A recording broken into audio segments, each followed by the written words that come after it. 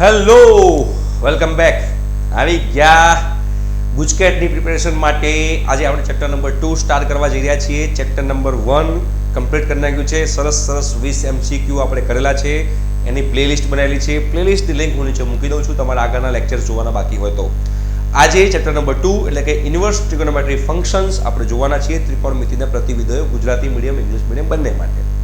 તમારે જો ગુજકેટની free of cost પ્રિપેરેશનમાં અમારી સાથે જોડાવવું હોય તો 9898 500 437 પર તમારે વોટ્સએપ કરવાનું છે કે સાહેબ મારે ગુજકેટની મેથ્સની પ્રિપેરેશન માટે, આપણે અત્યારે મેથ્સ કરાવી રહ્યા છીએ, તો ખાલી મેથ્સ માટે તમારે તૈયારી કરવી હોય ફ્રી ઓફ કોસ્ટ તો તમે લોકો આ નંબર પર વોટ્સએપ કરી શકો છો કે સાહેબ મારે ગુજકેટની મેથ્સની પ્રિપેરેશનમાં જોડાવવું છે.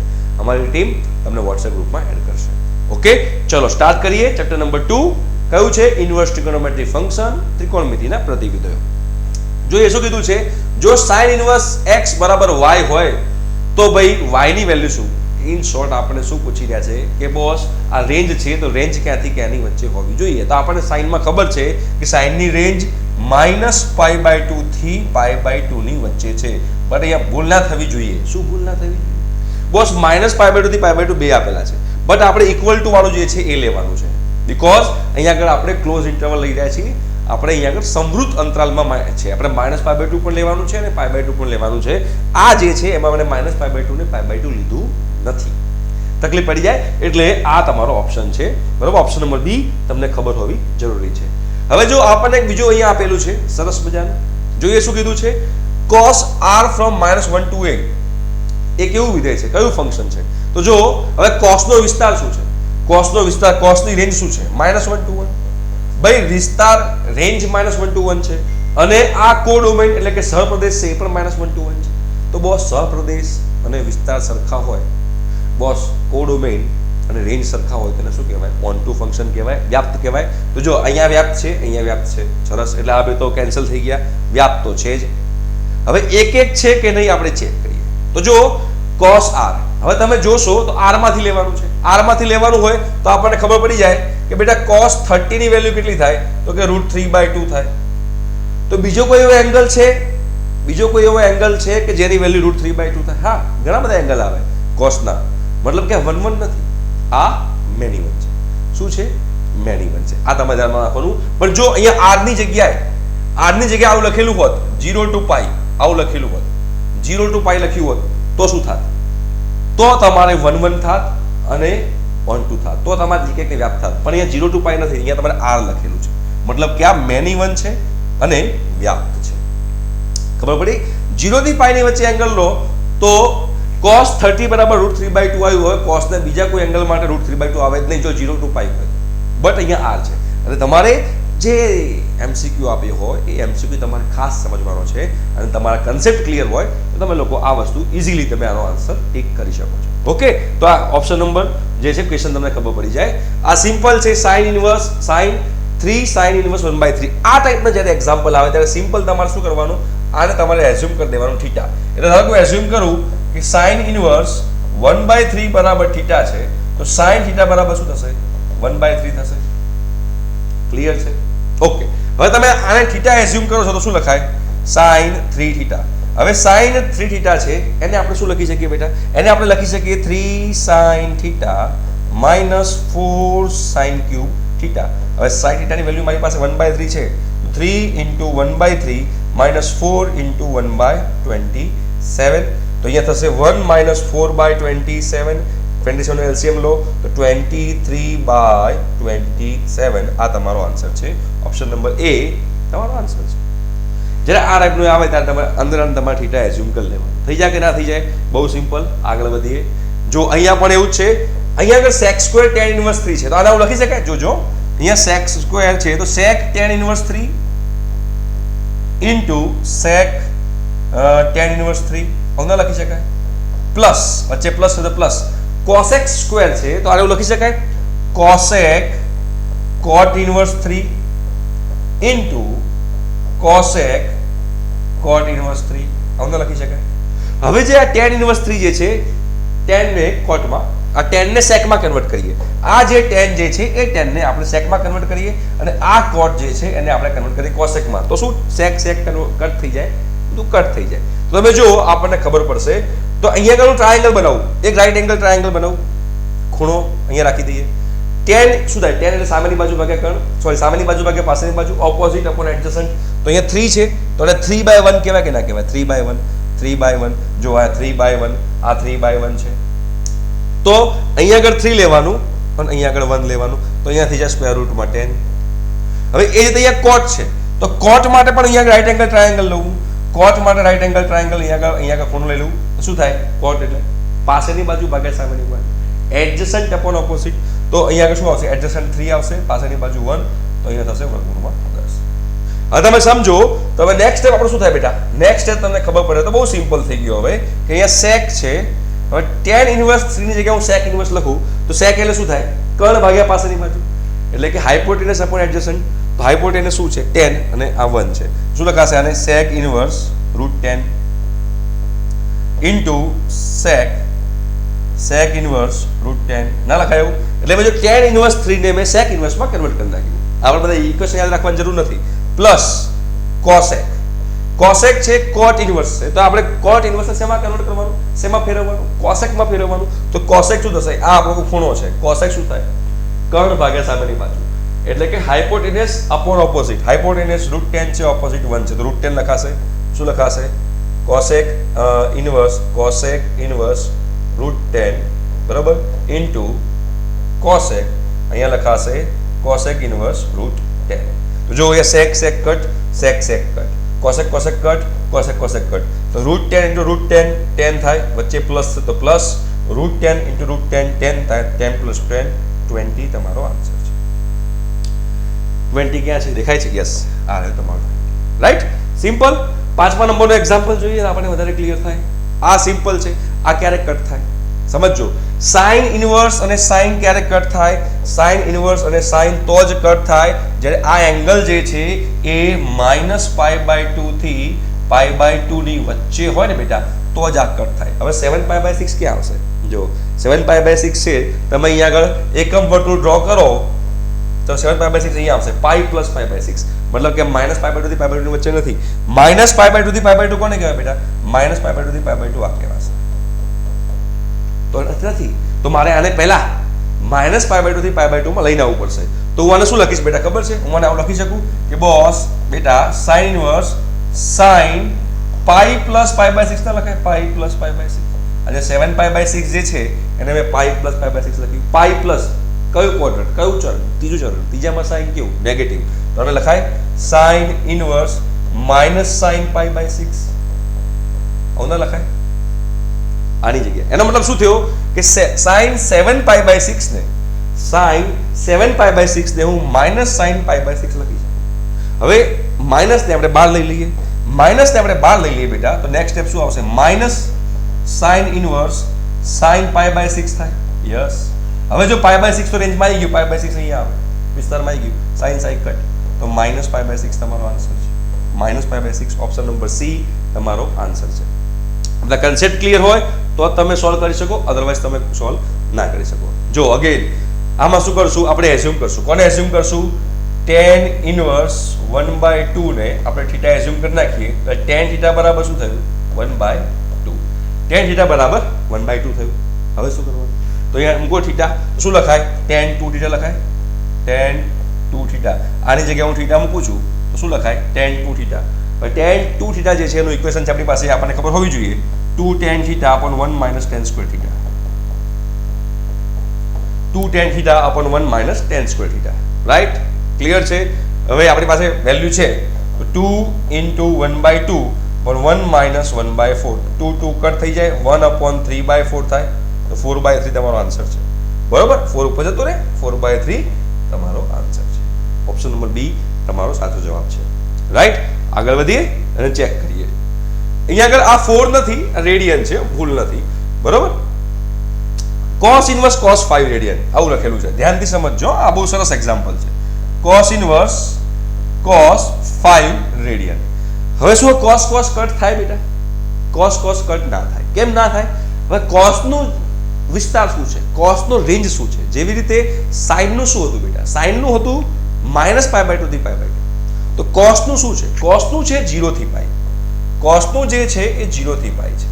હવે 0 થી પાઈ તમે સમજો એટલે 0 એટલે સમથિંગ 0 લખાય અને પાઈ એટલે 3.14 લખાય. મતલબ કે 0 અને 3.14 ની વચ્ચે હોવું જોઈએ રેડિયનમાં. આ 5 રેડિયન છે, 5 ડિગ્રી નથી. ડિગ્રી હોય તો ઉપર ટપકું મૂકેલું હોય, 5 ડિગ્રી નથી, 5 રેડિયન છે. તો પહેલા આપણને ખબર પડવી જોઈએ કે 5 રેડિયન ક્યાં આવશે. તો જો આ 5 રેડિયન ક્યાં આવશે આપણે સમજવું હોય ને બેટા, તો આપણે અહીંયા આગળ લખી નાખું છું, અહીંયા કરી નાખું છું એકમ વર્તુળ, અહીંયા હું કરી નાખું છું યુનિટ સર્કલ. તો તમે હવે હું પાઈમાં નહીં, હું 3.14 ના ફોર્મમાં લખીશ. તો શું આવશે અહીંયા આગળ 0 રેડિયન, અહીંયા π/2 છે. તો π/2 શું થશે?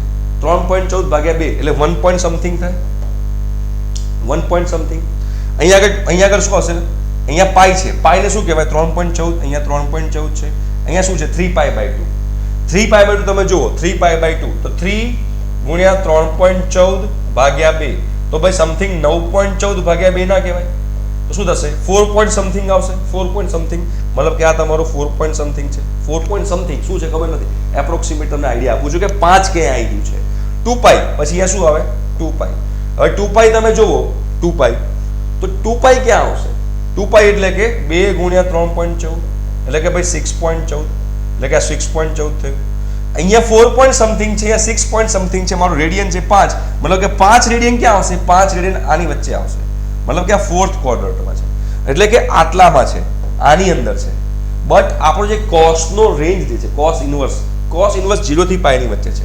અને કોસ ઇન્વર્સ 0 થી પાઈ ની વચ્ચે હોય તો તમે આ તમારો આની અંદર એંગલ આવે, આની અંદર એંગલ આવે તો જ તમે આ કટ કરી શકો. બટ આપણે 5 તો અહીંયા બેઠેલો છે અને 5 અહીંયા બેઠેલો હોય તો આપણે કટ ના કરી શકીએ, તો આપણે એને લઈને આવવું પડે. તો શું કરશું? આપણને ખબર પડી ગઈ 5 કોની વચ્ચે છે? 5 આ અને આની વચ્ચે છે. એટલે અહીંયા શું હતું? અહીંયા 3π/2 હતું. અહીંયા શું હતું? અહીંયા હતું 2π. તો હું એવું કહી શકું કે જે 5 જે છે એ 5 3π/2 થી મોટો છે અને 2π થી નાનો છે. આવું ના કહી શકું? હવે મારે એને રેન્જમાં લાવો છે, તો પાઈ બધામાં બાદ કરી નાખો, પાઈ બધામાં બાદ કરી નાખો. તો 3π/2 માઇનસ પાઈ કરી નાખું, અહીંયા 5 માઇનસ પાઈ કરી નાખું, અહીંયા 2π માઇનસ પાઈ કરી નાખું. તો શું થાય? 3π/2 માઇનસ પાઈ તમે કરો તો એને π/2 ના કહેવાય બેટા? બિલકુલ કહેવાય. અહીંયા આગળ તમે શું લખાશે? 5 માઇનસ પાઈ લખાશે, અહીંયા લખાશે પાઈ. હવે તમે જુઓ તો આ 5 માઇનસ પાઈ જે છે કોની વચ્ચે છે? 5 માઇનસ પાઈ છે π/2 અને પાઈ ની વચ્ચે છે. મતલબ કે π/2 થી મોટો છે અને પાઈ ની વચ્ચે છે. તો π/2 થી મોટો અને પાઈ ની વચ્ચે છે, મતલબ કે આમાં છે, આમાં આવી ગયો. તો હવે આ શું કોસના રેન્જમાં છે? હા, રેન્જમાં છે. તો એનો મતલબ શું થયો?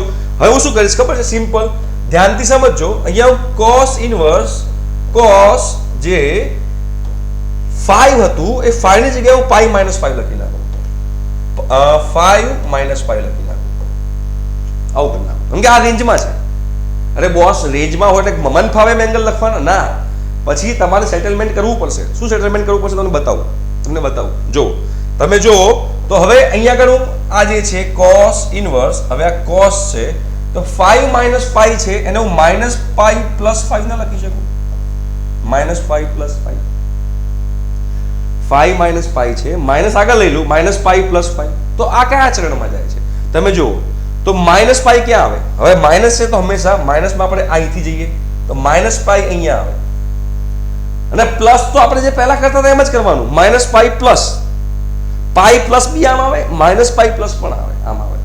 માઇનસ પાઈ માઇનસ આમ આવે, પાઈ માઇનસ પણ આમ જ આવે. પેલું પ્લસ માઇનસ ના રૂલ તો સેમ જ રહેશે, એ બદલાશે નહીં. તો માઇનસ પાઈ પ્લસ તો કયું ચરણ જાય છે? થર્ડ ક્વોડ્રન્ટ, ત્રીજું ચરણ જાય છે. તો આ એનો મતલબ એમ થયો કે જે આ cos 5 માઇનસ પાઈ છે એની વેલ્યુ શું આવશે? એની આવશે માઇનસ cos 5 આવશે, માઇનસ cos 5 આવશે. cos પાઈ માઇનસ 5 ની વેલ્યુ માઇનસ cos 5 આવશે. બટ આપણે તો પ્લસ cos 5 છે અંદર. તો બેલેન્સ કરવા માટે હું શું કરીશ? બેલેન્સ કરવા માટે હું અહીંયા આગળ cos ઇન્વર્સ માઇનસ આગળ મૂકી દઈશ અને cos માઇનસ પાઈ પ્લસ 5 લખીશ. એનો મતલબ શું થયો બેટા? એનો મતલબ એમ થયો કે cos ઇન્વર્સ cos 5 જે છે એને આપણે આ લખી શકીએ. cos ઇન્વર્સ cos 5 જે છે એને આપણે આ લખી શકીએ. બરોબર? જો તમે કોઈ બી હવે આનું તમે સિમ્પ્લિફાય કરો તો આ જ આવશે. આનું સાદુરૂપ આપશો તો આ જ આવશે. આના પરથી આ લખાય, આના પરથી આ લખાય. મતલબ કે આની જગ્યાએ મેં આ લખ્યું. હવે આપણને ખબર છે કે cos ઇનવર્સ માઇનસ થીટા હોય તો આપણે શું લખીએ છીએ એને pi minus cos inverse theta આવું લખીએ છીએ બેટા. ઓકે, તો એનો મતલબ શું થયો? અહીંયા આગળ આપણે જોઈશું તો આ માઇનસ છે તો હું લખીશ pi minus cos inverse minus pi plus, sorry અહીંયા ભૂલ થઈ ગઈ, નાની એવી ભૂલ છે જે આપણે કાઢી દઈએ. બરોબર છે, શું છે? cos ઇનવર્સ શું લખાશે?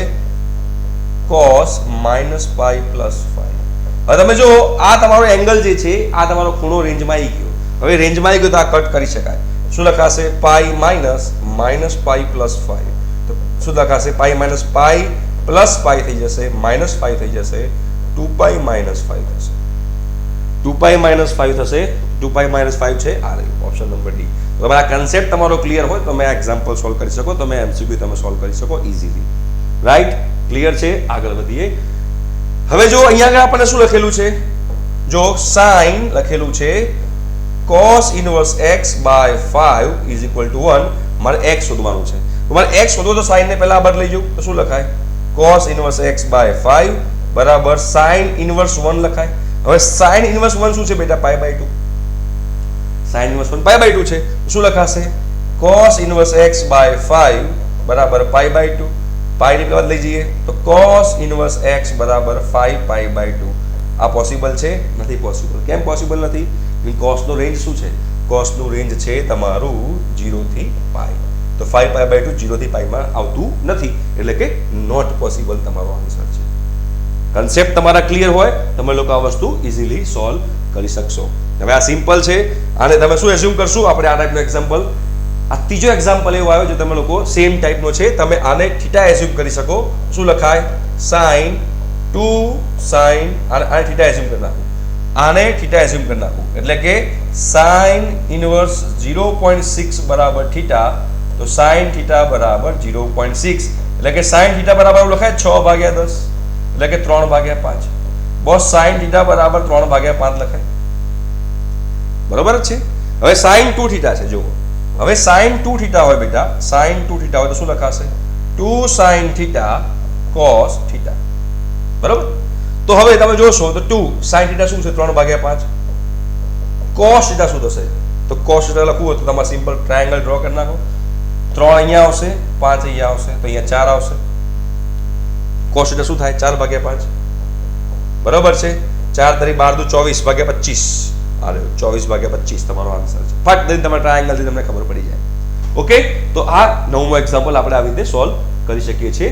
નેક્સ્ટ જુઓ, સિમ્પલ અને ઘણી બધી વાર પૂછાયેલો એક્ઝામ્પલ અને બહુ સિમ્પલ છે, કશું કરવાની જરૂર નથી. તમે આને લખી શકો sin ઇનવર્સ cos x ને શું લખાય? sin pi by 2 minus x લખી નાખો. બરોબર? પ્લસ cos ઇનવર્સ આને લખો cos pi by 2 minus x. આ બહુ જ પોપ્યુલર એક્ઝામ્પલ છે. ભાઈ sin કટ થઈ જશે, cos કટ થઈ જશે. આને શું લખાશે? Pi by 2 minus x. આ વચ્ચે પ્લસ છે તો પ્લસ. આને શું લખાશે?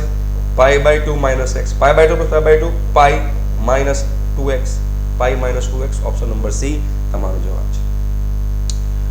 x તમારો 0 થી પાઈ બાય 2 ની વચ્ચે છે એટલે પાઈ બાય 2 માઇનસ x લખાય. ઓકે, તો આજના લેક્ચરમાં આપણે 10 MCQ કર્યા. આઈ હોપ સો કે તમે લોકોને MCQ આવડ્યા હશે. Okay, thank you so much.